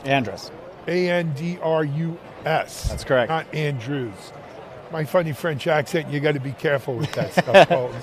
But Colton is the former, once, and present and future CEO of Gremlin. That's right. Right? And if you don't know who Gremlin is, stay tuned, we'll tell you. But Colton, it's great to have you in person. You usually do this, remotely over Techstrong TV, but here you are in the flesh, man. Good to see you. Remote's fun, but different energy when you're live. You know what? I got to echo that, right? I just had this we were at a dinner last night, and I was talking to some people. Whether it's a sales environment where you're there talking to a potential customer or a partner or even a friend, nothing takes the place of person to person. And that's something AI is never going to be able to do. Yeah. Right? Yeah. Such a timely comment. Yeah, exactly. No, but humans are social animals. And though, like when we were locked in our houses for COVID and everything else, Zoom was the next best thing we had, it pales in comparison of this kind of communication. So, hey man, it's great to have you here. Yeah, thanks for having me. So Colton, I made a little reference to once, present, and future CEO, but there's been some gaps there. Give people a little bit of your history. Yeah, well, for those who don't know me, I'm Colton Andrus, engineer by trade. Grew up working for a bunch of tech companies, had an opportunity to work at Amazon for a few years, focused on their reliability program, got to join Netflix, got to continue my good work there, and that really led to going out and founding Gremlin. First few years, I was CEO for 6 years, out building the product, learning the market, really advocating, champion for the idea. Brought in another CEO to run the go-to-market side so I could go focus on product and engineering. And that was really a go into the lab, understand the problems well and go fix them. And I got that done. Engineering's running great, product's in a good spot. So I took back over as CEO and excited to be, running the whole ship again. Look, I know a lot of guys who founded companies, became CEOs, and then moved into product role, CTO role, chief evangelist or strategy. But I'll be honest with you, I haven't seen many come back to be the CEO. Yeah. So kudos to you on that. If you wouldn't mind, I don't want to go Barbara Walters on you here. I'm showing my age even saying that. But what was the light that went off and said, okay, it's time for me to come back as CEO? Yeah, well, I think it was twofold. I mean, just to be completely honest, if it's your first time being CEO, you have some doubts. You wonder if you're doing things right, if you could have done things better. Syndrome, right? And so, you bring in another CEO, it's an opportunity to learn, listen, observe. And I'd love to say, that the person I brought in taught me a bunch of things I didn't know, but a lot of it was actually, kind of par for the course. Right. I was doing it okay. And you needed that reinforcement. Yeah, of it. And so that was part of it. And then the product and engineering side, I'm an engineer. I'm a product guy. I'm a builder. And one of the mistakes I made was stepping too far away from the engineering side and really delegating CEO, it you mean. As CEO. And so, my 3 years as CTO was getting back in and make sure we were building product correctly, we were understanding it well, Part of it was getting our engineering team just humming, making sure they were shipping. It's the lifeblood of a tech company, and if you've got issues that are preventing, consistent quality delivery, those have to be fixed. So once I had those fixed, that left me in a position where I felt like I could come back and take back over the reins as CEO. And I think one of the big things for me is one of my roles has always been an evangelist role. And it's actually a bit easier in the CEO position to be that evangelist. Sure. To be in front of customers, to be in front of prospects, to be at events, to be doing interviews with great guys like you that allow you to get out and spread the message. And so that was a big impetus. Flattery will get you everywhere, my friend. Thank you. But, I had a little bit of the opposite from you, where, and this is another sort of persona that I've seen in startups, where CEO founder is the chief sales guy. He's the guy who closes deals. He's the guy who has the network, or she in some cases. Right? They're the ones who are primarily responsible for making it rain. And sometimes, revenue is key, revenue is king. And you're so focused on trying to go out there and make it rain, bring in the revenue, that you lose touch, or you lose focus on is product running right, is engineering, is operation. In our case, it's operations. It's all the little things that beyond doing these because I'm the face of it, beyond making it rain. And it's a tight, so you live this too. You just living it from the engineering side. I'm living it from the revenue side, right? It's a tightrope between how much focus do I internally give to the guts of the company versus my external focus on making it rain. Yeah. And that's one of the parts. Yeah, I think one of the unique positions I'm in is being an engineer that has done it and lived it. I have a credibility. I have a wealth of experience I can speak to. And that's relevant whether I'm talking to engineers or I'm talking to executives. Yeah. And so, but yeah, if you get, gotta have revenue, gotta build a healthy company, gotta make sure the company's moving forward. And that focus can steal from kind of the pure engineering. Are we solving the problem well, and are we really making the progress we need to? Absolutely. It's a tight balance. It is. It's a tight balance. And the other thing, and I would say this is probably another mistake that CEOs make, especially first-time CEOs or more inexperienced CEOs, is you hold on to things so tight, right? I can't let go of engineering. I'm an engineer. I know, I have the vision. I gotta see that through. I'm the best advocate evangelist we have. I'm the one who could close these deals. I'm this, I'm that, I. You can't be all eyes. There's gotta be some wheeze in there. And so learning to delegate. First of all, it's having a team you could trust. It's interesting you say that, because I actually think one of the traps I fell into was the too much good advice trap. Oh, you delegated too much. And I delegated too much. I tried to find the perfect executives that could do it for me. And a lot of what I've been learning and doing the past year is just falling back to what I find, there's a balance. And so, yes, I think what you're saying is totally valid. You got to build the team, you got to build the expertise. But sometimes if you over-delegate or you do too much, then the company goes astray. It's wandering too much. There's too many away from your options vision to go. Right. And so I think that's the beauty of being in both roles and being in both positions is I arrived at this happy medium, which is I have the confidence that I know the direction we need to go. I have the confidence in the pieces I can do to it, but I have a team I can trust that I can delegate to ensure that I don't have to be the one who does everything. Love it. It's an interesting thing. We're here to talk about KubeCon, though, but this is great. Look, hey. If you have any other questions, first-time CEO questions, send them to Colton at gremlin.com. He'll be happy to answer them for you. 100%.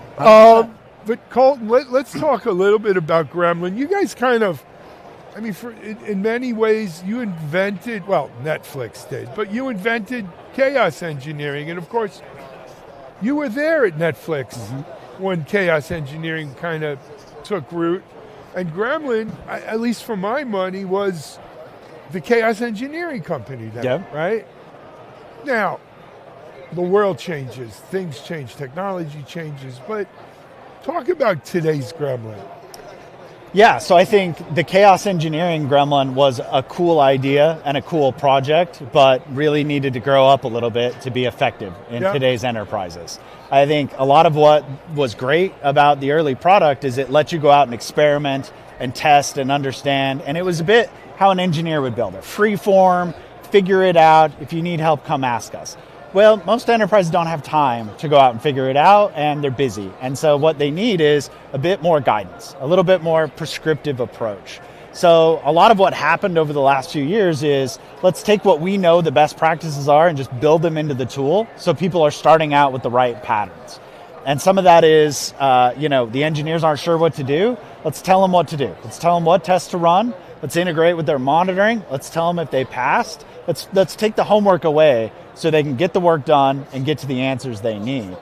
The other thing that chaos engineering struggled with is, how does the company view it? And does the company view it as important as security? Is it something the company says, yes, this is something everyone should do? Or is it an unproven idea that sounds cool? And I think we saw a lot of sounds cool, but we've seen over the last few years and the way we've taken the product, a lot more companies buy into this is how it should be done for our company. And one of the biggest parts of that, one of the things I love to ask my customers, I've asked it 3 times today, is if you prevent a large outage, can you get promoted for it? Because we know you can get fired if you cause a big enough one. And the answer is, if you don't have some way to measure it, some way to track it, some way to prove it, then the business isn't going to believe you. And that's really a lot of what we've filled the gaps in. Do you think it's a question of the business doesn't believe you or the business doesn't value it? Kind of the same thing in the way I'm talking about it, which is, if it's a clear value to the business, it saves engineering time, it prevents customer pain, it prevents us from losing revenue. If they have confidence that our solution gets them that, we're aligned, we're off to the races, we can get a lot done. It's when people aren't sure and we really have to go out and prove it that, we got work to do. Agreed. I agree with you, man. Interesting stuff. Before we go further, Gremlin, is it gremlin.io? I forget. Gremlin.com. Gremlin.com if you want to get more information on Gremlin. Well, everybody takes got IO, AI, TV, that's my Series A money went to our domain. I it's a good investment. You, brother. I get it. And more first-time CEO advice here from Colton. Let's talk KubeCon. Yeah. You guys made a big announcement. Yeah. Talk to us. Yeah, excited to announce our Dynatrace partnership and integration. We got a lot of great monitoring tools, but Dynatrace is one that really gave us what we needed to make it easy to do the right thing. This is something you'll hear me say a lot, make it easy to do the right thing. And when it comes to this kind of testing, you really have to know, how's the system behave? Did it work well? Or else you're flying blind, right. And so Dynatrace makes it really easy for us to find the code that we're testing. We can go find the monitors automatically, pull them in and associate them without the engineer having to go do a bunch of legwork. And so it allows us to, create these services within Gremlin based on what's already created in Dynatrace. So we can just pull it into Gremlin, set up your services, set up the monitors, and now, day one, you're ready to just click run and go get answers instead of doing this homework you have to do in advance. Absolutely. We work a lot with Dynatrace. I've had Dynatrace on here a number of times. They really got their act together in this observability and space and everything. Dynatrace is an interesting company as well, right? They're not new. They've been around. They were originally a European company. They bought a big American company. They then merged, and there was a little, I think for a couple of years back then, a little struggle over what culture and what vision they were following. We didn't have something called observability then, right? It was APM. And but now they've emerged over these last couple of years with their act together, certainly, and they're killing it. I've seen a lot of great product innovation, and there's things that, beyond just alerts and monitors, when it comes to reliability, you need very fine-grained data. This is something where we need to know what's happening every second, not every 5 minutes. Right. And we found that granularity. We found the nice places we could integrate to get that visibility. Yeah, no, I've been impressed with the product innovation and the partnership. Absolutely. Let me put on my CEO Rainmaker hat again here. All right, I love it. How is this translating in the market for you, or how do you expect it to translate, because it's new? How do you expect it to translate in the market? Well, I think we see a lot of shift in the observability market from our position. A lot of companies are reevaluating their vendor of choice. Cost is a big issue, and so people are trying to right size and find that value. And the truth is, we're pretty tied to that observability. If you can't see what's happening, you really can't do intelligent testing. Agreed. And so this ability to really understand what's going on, integrate in and get that, helps us to be able to just move so much faster, be able to get that value so much quicker. Agreed. So Is there excited. plans of how you go into market here, though? Are they going to sell this solution or offer it or talk about it? Or I mean, right now it's an integration, and it's something that shows up in our product. We've got some things that we push into their product as well, so people can know what tests are happening and when they're occurring. They can correlate them with events. But for us, we have a lot of important Dynatrace customers. We want to see them be as successful as possible, and so leaning in with Dynatrace lets us go build a better product for our customers, which leads to our customers getting better adoption, better reliability results. Customers. That's the flywheel we want to get going. Love it.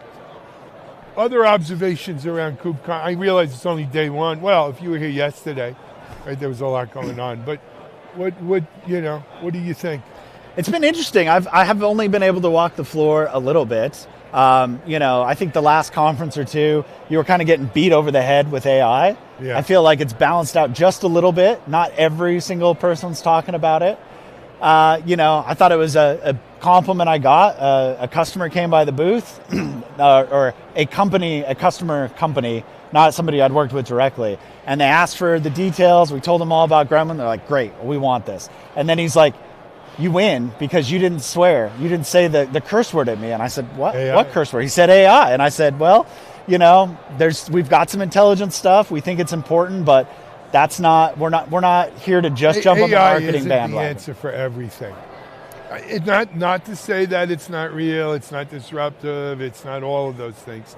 But frankly, it's not the answer for everything. Yeah, I think there's great uses and places for it. I'm an engineer, so I'm a little cautiously optimistic. I want to see the value be it's the same as chaos engineering. I want to see the value be proven before I go all in. And look, we're building intelligent capabilities that make it easy to do the right thing. Well, it's you run the test, you know how your system responded. Well, the last step is you got to go fix it. So we built a great product this year that tells people how to fix the things they find. And to us, the key is it's credible, it's accurate, and it provides good advice. And we didn't just slap it on everywhere. We put it in a very specific spot. We tuned it well, and we feel really good about those results. But the dirty secret is we're not just shelling it out to an LLM. We're doing some machine learning and modeling in the background, and you're treating it a bit more like a classic data science AI problem than just hey, could the LLM solve this problem for me? I love it. Hey, Colton, we're about out of time. We mentioned gremlin.com. That's the important thing to remember. Good luck for the rest of KubeCon this week. I guess we'll see you on Techstrong TV next. Yeah, I'm looking forward to it. Thank you very much, Al. Colton Andrews, CEO of Gremlin, here on Techstrong TV. We're going to take a really short break because I got my next victim sitting in the barber chair, ready to go. You're watching Techstrong TV. We're live at KubeCon.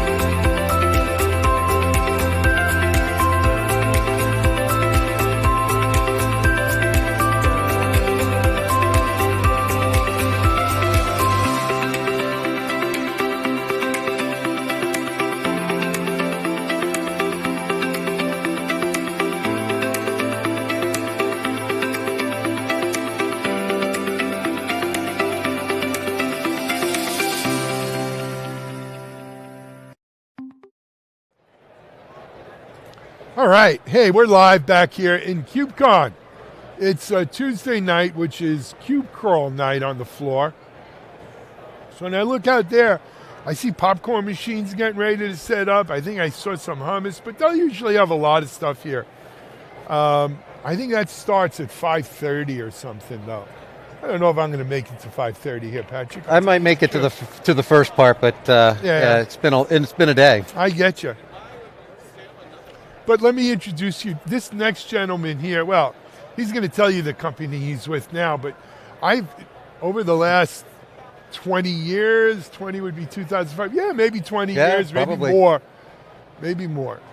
My friend Patrick McBride has held a variety of roles and had a very interesting career. And I think we'll start right there. Patrick, welcome to Techstrong TV.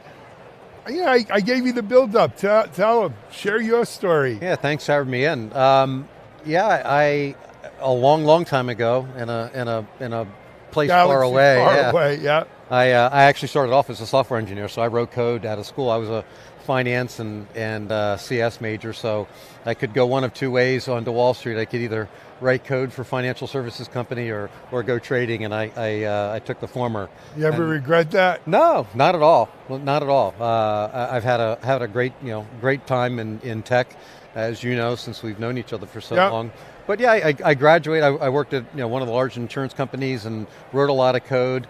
I would say I was a mediocre coder. I was prolific, but I was really good at figuring out what to build. So that kind of led me down more of a product path, helping companies do that, which got me into one of the early research firms. I worked with our buddy Mike Rothman back at a company called Metagroup. Yep. And came in there as an analyst and had a lot of fun. But then I with my product roots, I ended up advising a bunch of companies and ended up taking a marketing job, a CMO job, which I had never done before at an early cybersecurity company, and learned the ropes from Mo Rosen and some other folks. Other people I know, good people. Mo's taught a lot of us, and so it's had a good time doing that. So now I'm, I guess, a 7-time startup offender.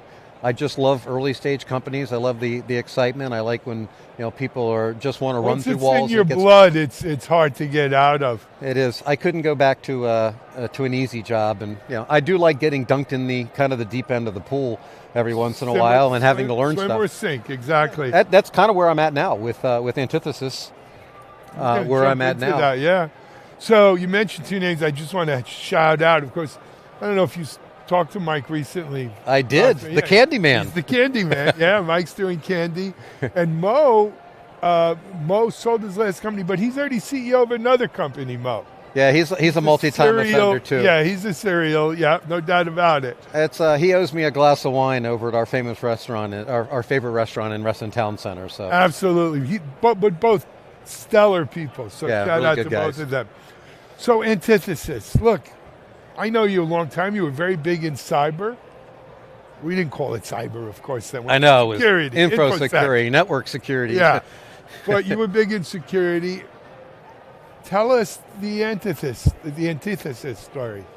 Yeah, so the quick thing that they do is they test stateful distributed systems.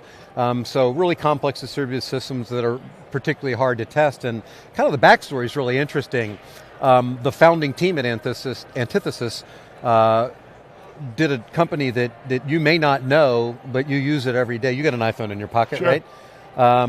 It was a company called Foundation DB, and it was. Actually, I know them. Yeah, so the Foundation guys, built this really cool distributed database that had some really nice ACID properties. That people couldn't, said, hey, you really can't do that. You can't put all that stuff together. They said, hold my beer, and went off and did it. Well, in building that, you also have to figure out how to test it.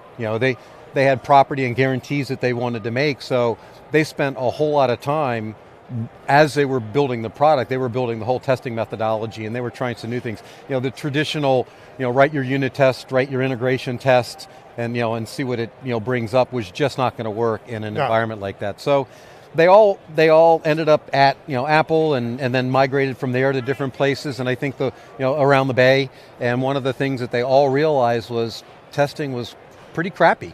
Even for some really notable companies with big systems. And they said, hey, let's go and take what we started at Foundation and carry it forward.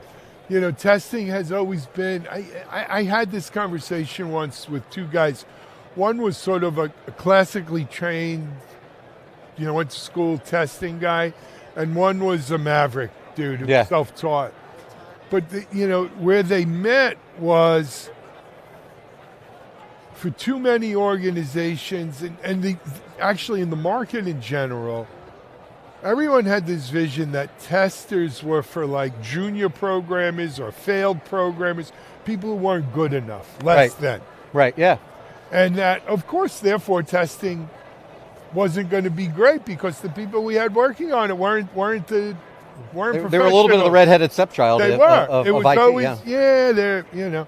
But the fact of the matter is, most testing is done by a cadre of professional testers. Yeah, and what we run into all the time these days is the actual app development teams that are building these distributed applications are highly involved. Even if they weren't using something like Antithesis, they have to figure it out. They're highly involved in the testing because when the pager goes off at 2 a.m., they're the one who has to answer. They're highly involved in the answer, and depending on what kind of an error it is, if it's an outage, it may be a bad couple of hours, a couple of days in the office.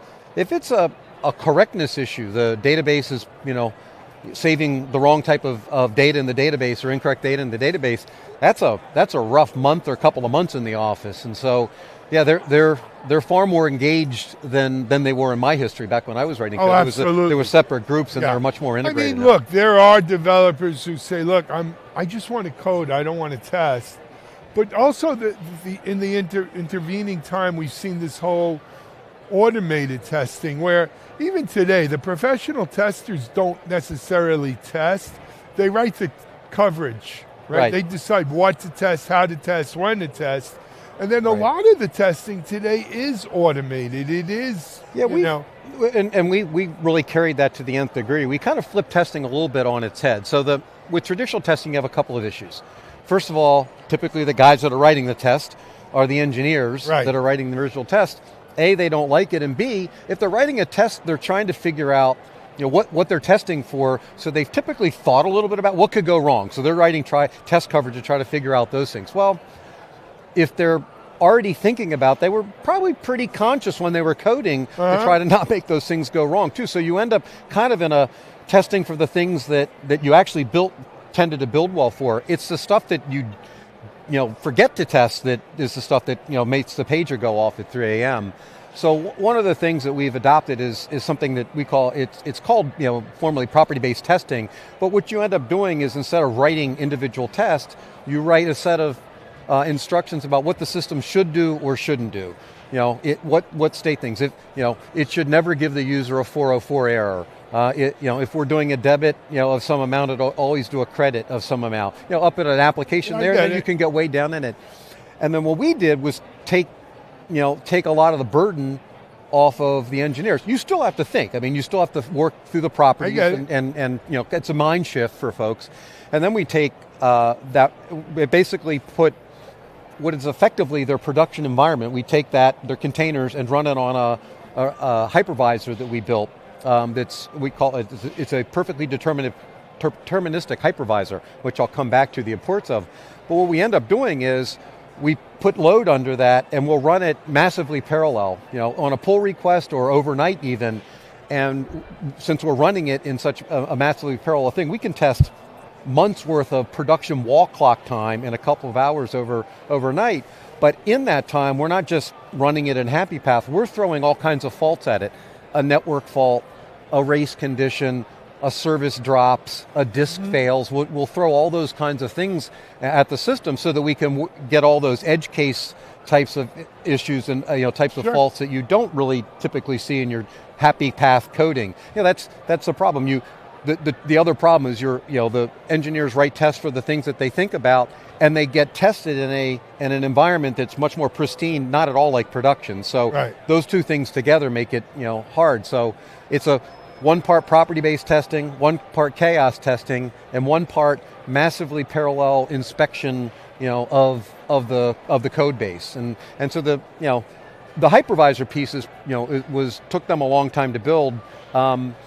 The more interesting piece of technology was the piece of technology that decides, what pieces of where it should branch, and how do we get through the whole code base, and where should we inject faults. That's really where a lot of the math and science came in it. But the hypervisor being perfectly deterministic is important too, because finding a bug is only half the problem. Right. Then you got to figure out what the hell happened and fix it. How do you want to fix it too? Because there might be multiple paths to a fix. It's not always just a patch. This determinism element is important. So we actually have the engineering team named this. I loved it. It was we are in our hypervisor. You've got a debugging tool we call the multiverse debugger. You can multiverse debugger. It goes through. You can literally rewind time. Right, it's quantum. Yeah, it's totally quantum. So you rewind time to a minute or a couple minutes before testing, and we can show you graphs of you're expecting a particular fault. We can show you literally graphs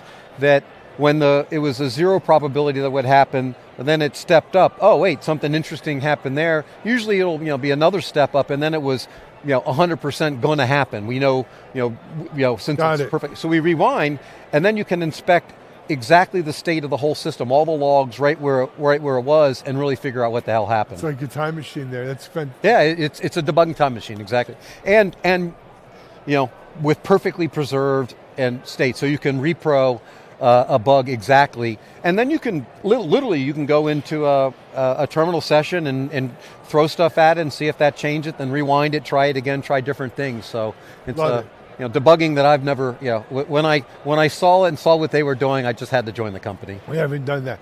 So speaking of which, Patrick, we didn't. What's your role at Antithesis? See, this is where I get in trouble. Since I'm running marketing, now my credibility went down like 30% or whatever. He's not a marketing guy. I'm an old engineer. Strain or stress on the old, but running on the business side of things. Yeah, I'm working with our go-to-market team and helping make sure that we get things. Nothing to be ashamed of. I do it too. The more important part of it, the cool part of it, and contextually for the conference, is I get to work with some of the cool projects here. One of the things that was a lot of fun that we had earlier was one of the maintainers for the etcd project, which is a critical component of Kubernetes. We reached out to those guys and worked with them to put that under test. Oh, that's cool. And they did. So Merrick, the maintainer who was working on that, joined us on stage in the beginning of the morning and then did a talk to really take them through how you use the deterministic simulation environment, to test etcd.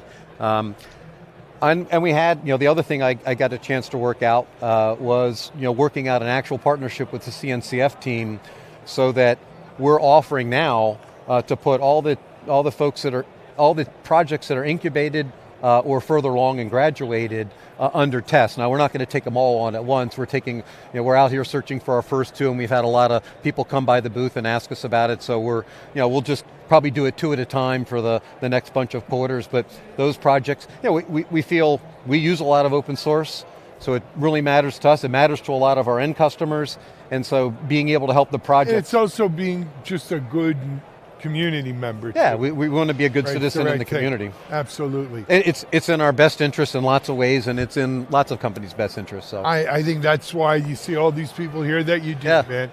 Patrick, you guys did announce some news here, though. Yeah, that was the big one. Oh, that was the big one where we're just putting all the projects under test. We've got some other fun stuff up our sleeve over the next couple of quarters. That I don't want to get you in trouble. They're liable to put you back to coding. No, nobody lets me touch the code base anymore, I promise. No, I'll let you do that. Anyway, man, did we mention the website? www.antithesis. It's antithesis if you want to do the phonetic. ANTITHESIS.com. Or .ai. You can .ai as well. We own that domain as well. So absolutely. Either way, you're coming to the right spot. Patrick, thanks for coming on, man. Alan, great to see you. I appreciate it. Go check out antithesis.com. I think that I'm going to give me credit on this one. A time machine right? Yeah. For your testing and your states. It's an interesting way of thinking about a very complex kind of process. Yeah. Very cool. We're going to take a break. We've got, I think, one more maybe, interview for today's coverage, so stay tuned for that. You're watching Techstrong TV. I didn't realize it's 4 o'clock.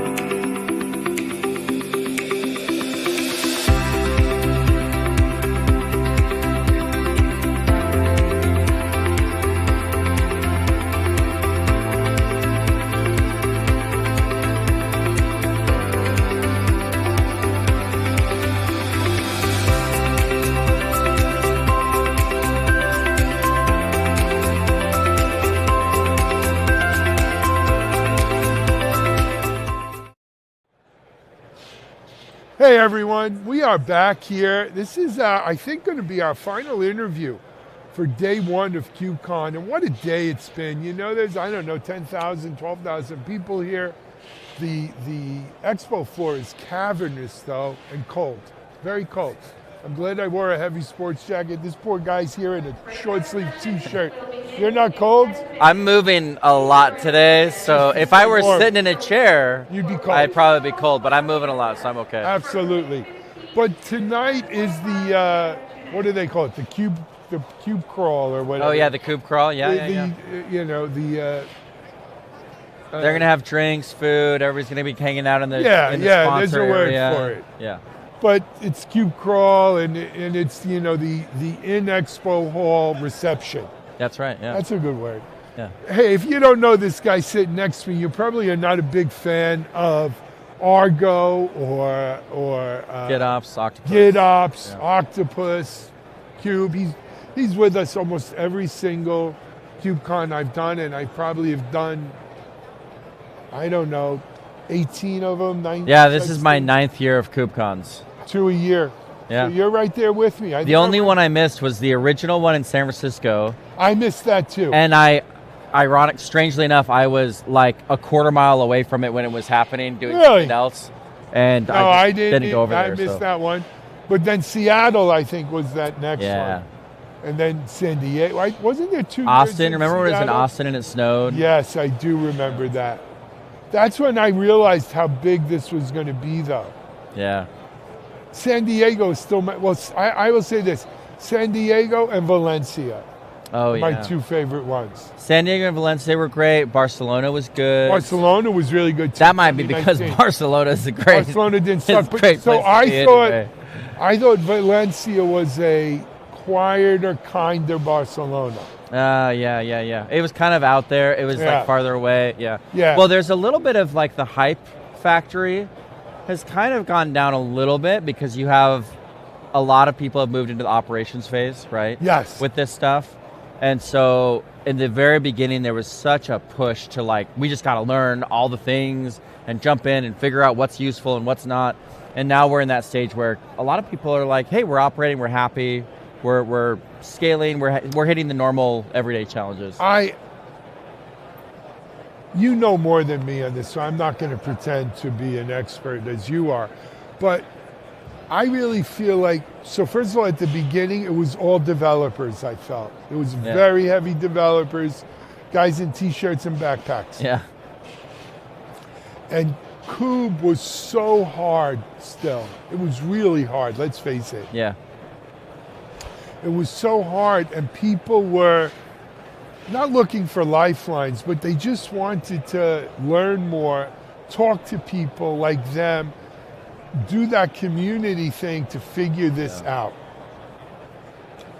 I think, I'm not saying Kubernetes is easy, I'm not saying cloud native's easy today, but it's certainly not as hard as it was.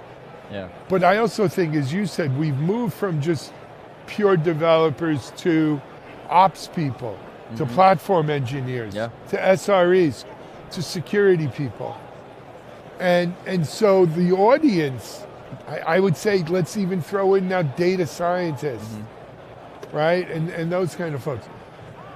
So the audience has expanded, the product mission has matured, and the products and projects themselves have matured. Oh yeah. Where I think it's just a more normalized thing.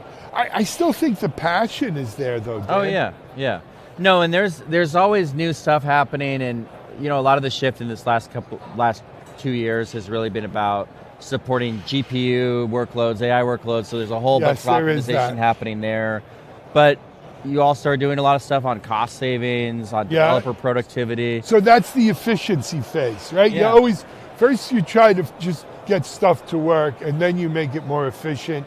And then somewhere right after that, you say, oh, we got to worry about security too, which is a problem. Well, wait, we got to stop a second. Sorry. I didn't give you a proper introduction. So if you don't know, this is Dan Garfield. Dan has, look, you pioneered Argo in a lot of ways and GitOps, right? Yeah.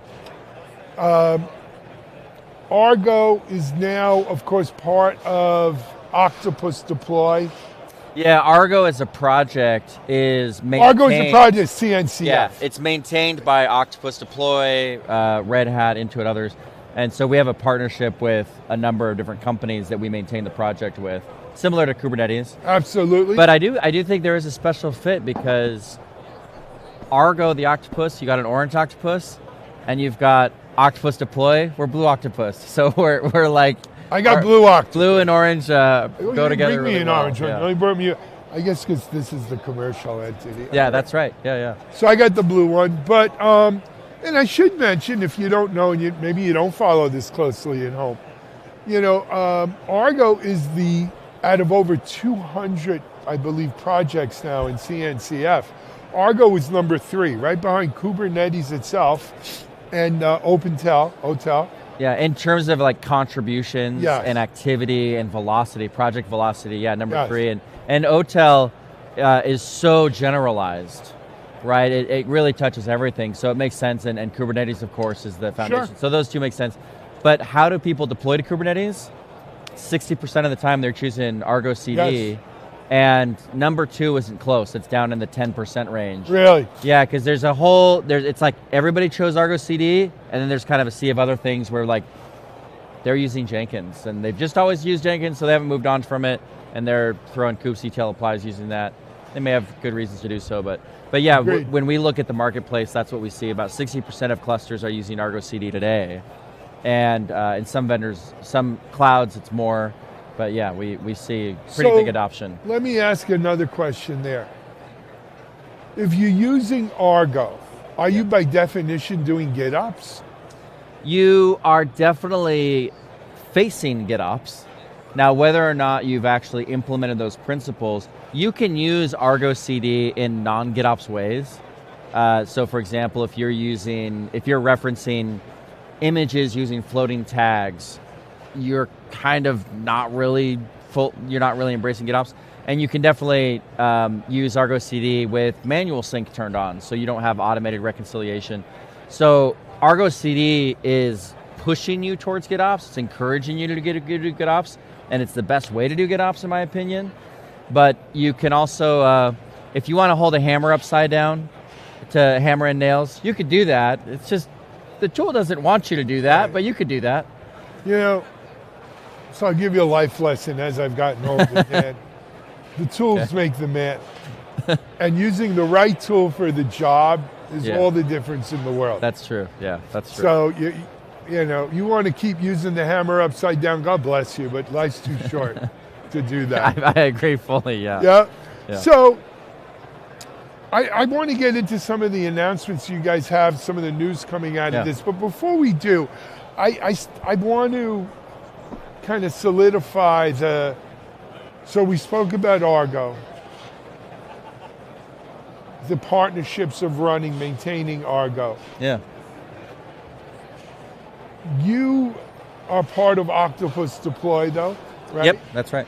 And though Octopus Deploy is a maintainer of Argo, and a large part of their business, I imagine, is, in Argo and Argo. Kubernetes, that's right. But Octopus Deploy is in and of itself an entity. Yeah.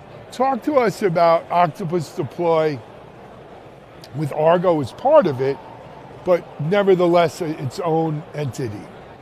Yeah, so the history here, right, is you have the Argo project is created by Intuit, and they said this is the way that we want to deploy software. There's a number of other tools within Argo that they were using as well, and they said we really want somebody to take on the mantle of running this thing, and so they looked to us, CodeFresh at the time, now Octopus Deploy, but they looked to us to be that group, and so we became the first commercial vendor to come onto the project, help it get into the CNCF, help it go through the process of graduation, and to take on that stewardship as, look, we're going to have a commercial interest in this open source project where if you're using Argo and you want to do scale deployments, Argo CD really has one job. look at a source of truth in Git, and get that deployed to the cluster. Everything else is kind of window dressing, right? Now, what if I want to manage a change from one application to another? I want to promote something. Well, that's where Octopus Deploy comes in. What if I need support? Octopus Deploy. What if I need help doing architectural planning about how I'm going to roll this out? Octopus Deploy is the answer, right? So as a commercial vendor, we have an interest in maintaining that stewardship of an awesome open source project and then providing both tools and services to help you be successful with that project. The great thing is, because we maintain the project with others, Intuit and Red Hat, Acuity, we cannot, any of us, take that project and go and just change the license suddenly and say, hey, we're going to take a bunch of features out. Instead, we have to focus on something that's going to work for all of our interests. But that's that the keeps beauty us of the foundational model, right? It's not, model, you can't decide I've got a secrets program and I'm changing the licensing of it. Yeah, I want to make money on the UI. I'm tired because I'm going to provide a better version, so I'm going to make sure the UI sucks, for the user. We can't do that stuff. We don't want to do that stuff, obviously. No, but that again, look, I've been in the open source game a long time. That is the beauty of this foundational model where that rising tide lifts all boats, but no one company can manipulate this for their own financial gain. That's a super important point for governance, and it also means that we have a sustainable program for development. So, for example, we offer enterprise Argo support. Yep. Now, our business, Octopus, is really driven by selling our software, right? Sure. That's where we make our money. And so the way that our enterprise support program works is, hey, we're offering your enterprise support, but basically that funds our open source work. Yep. So as we add more enterprise support, you need help with Argo CD or something goes wrong in the night with Argo rollouts, you can call us up, we'll help you fix it. If we need to provide a patch, we'll do that. But this is the way that we fund our open source contributions. And of course that also feeds into one of our biggest customers is the Octopus platform, because if something's not working for a customer, they may not care if it's Octopus or Argo. They just want it to be fixed. They want one throat to choke. Yeah, so that way, any of our customers are essentially funding these open source programs and making sure that they can be successful, which is, it's nice to have, but it's really important that you have a sustainable approach to open source. Otherwise, you're just borrowing somebody's time until they don't have time. Decide they don't want to do it anymore. Yeah, exactly. Or they want to put the squeeze on and monetize. They got to change that license. They got to get. Look, some more money. I saw this in security 20 years ago. Yeah. And look, to be fair, let me just play devil's advocate a second. Yeah, please do. You get people who put their heart and soul into these open source projects. Absolutely. Single company maintainer. They maintain a community where 96 or 97% or more of the people don't pay them a dime. Yeah. Won't even beta test or report bugs. And it's kind of thankless, right? And then you've got, and what really kind of, in my experience, what kind of tips it is, then you get other commercial entities who come by, use this open source tool that you've put your blood, sweat, and tears into. Yeah. And they're monetizing the heck out of it, taking money away from you in essence. Right. And I think for a lot of folks, that's the straw, that's the bridge too far. Yeah. Right? And so they do things like changing the licensing or making it harder for other people who they consider almost like parasites. Find a way to make it sustainable. Totally get that. I'm really proud of the fact that we've been able to build this ecosystem with Argo where we have multiple maintainers, where we all have good interest. Well, again, that's the foundational model. It's a co-opetition model. And it's not just vendors, it's end users it's end users and organizations. Intuit's an example, right? Like they're not selling Argo services. They want you to file your taxes and manage your money and stuff. Exactly. But for them to be successful deploying their software, they rely foundationally on Argo to do it. So it makes sense for them to invest in it. It's key. And then it makes sense for us as to be good stewards of the project, because ultimately that's the ecosystem that is paying the bills. Absolutely. All right, we're running low on time, so let's turn. Okay. What's news? There's a lot of news in the Argo project. Argo CD 3.2 just came out. This year we shipped Argo CD 3. Okay. With Argo CD 3.2, that means all of Argo CD versions 2 are now out of support. They're going to start stacking up CVEs and bugs. They will not be fixed. A lot of people have not yet upgraded to 3. This is not Java. You do not run it for 10 years without upgrading. You move to the latest version. At your own risk. You want to stay on that old stuff, at your own risk. And it's obsolete. Yeah, and what we're talking about with the shift from Argo 2 to 3, we made that so we made very deliberate changes. They would be very easy to upgrade through. And almost all of the behavior that's changed in Argo CD3 can be changed back to 2x behavior. We have a great upgrade guide to help you do that. So that's new, that's exciting. We've got new maintainers. We just added 2 additional maintainers from Octopus Deploy, focused on Argo CD, who just got promoted on Thursday and are now maintainers. Congrats to them. Yep, they put in the effort. Shout out? Yeah, Eugene, he was walking around here just a second ago, Yevgeny, as well as Patroklos, who wasn't able to make it this week. Yep. Yeah. Yevgeny, what's his last name? Dudin. No, not the. We have a Yevgeny who comes on our show once in a while. But he's fairly new, but we've seen these new maintainers do a couple of really great things. Patroklos, he did a big migration in Argo CD to move GitOps engine back into Argo CD, which is a massive project. He worked with Leo from Intuit to get that done. Did a great job. And Yevgeny tracked down a crazy bug inside of that was going to impact users in Argo CD 3.2 because the version in Git changed, and he was able to track. It took 3 weeks to figure it out, but we got it done. So won't be hurting users anymore. We're allowed to see that.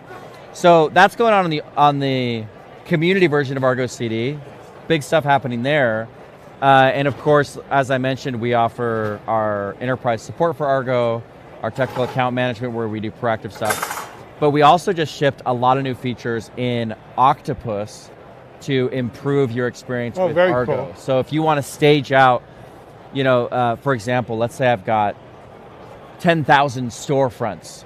They've each got a Kubernetes cluster. They each have an Argo instance, and I want to orchestrate promoting and managing all those Argo instances.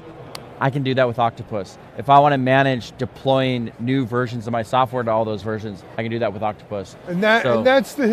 So historically, that's where a commercial company that's maintaining an open source project makes their bones. Yeah. You want to scale to that level. It's hard as hell. You probably could do it at some level using just the pure open source. Yeah, you can write a lot of scripts, a lot of glue, but you've got a great foundation with Argo CD. This is why you do it, right? Yeah. It was the same thing. Remember back in the CloudBees Jenkins days, right? Yeah. CloudBees knew that when you ran, I forgot what it was, four instances of Jenkins, you were probably ready for CloudBees Enterprise. Yeah. Right? Because that's the scalabilities that I think are in there. Yeah, and it's similar. I mean, you could, of course, you can manage. I know people that have 50,000 Jenkins instances, and they're all 10 versions behind. Yeah, there is that. Because they didn't take a proactive approach to managing it, and that's a difficult place to be. But yeah, there's not only scalability, but usability and user experience things that we've been able to add. So those are new features that we've brought in to Octopus. Now, for those that remember CodeFresh, of course, CodeFresh is still running CI, and we've got these other components, GitOps, things that we're doing.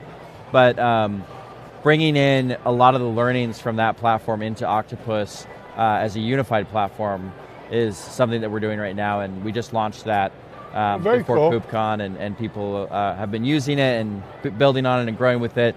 And it's based on a foundation that's a decade old at this point, because it has the ability to do all of your traceability and your governance tracking, compliance stuff, as well as all of these scalability features. So it is really nice. It's a kind of a peanut butter jelly, best of both worlds coming together. I love it. Situation. Dan, we're almost out of time. 2 things I need you to tell them. Number 1, people who want to follow with Octopus Deploy and what's going on there, what's the website? Octopus.com. Easy. Octopus.com. Number 2, Argo. People who are into the project, they could go to GitHub, they could go to the CNCF, or they could go to Argo Unpacked. This is our new Argo podcast. We've done, I think, 12 episodes now. We have 1,500 subscribers. We just launched it on YouTube. We have 1,500 subscribers. That's beautiful. Which is awesome. And of course, you can subscribe to that on your podcast app. Favorite Argo podcast Unpacked. We talk through technical issues. We talk through strategic issues, cultural, philosophical, as it relates to delivering software using Argo CD, using Argo rollouts.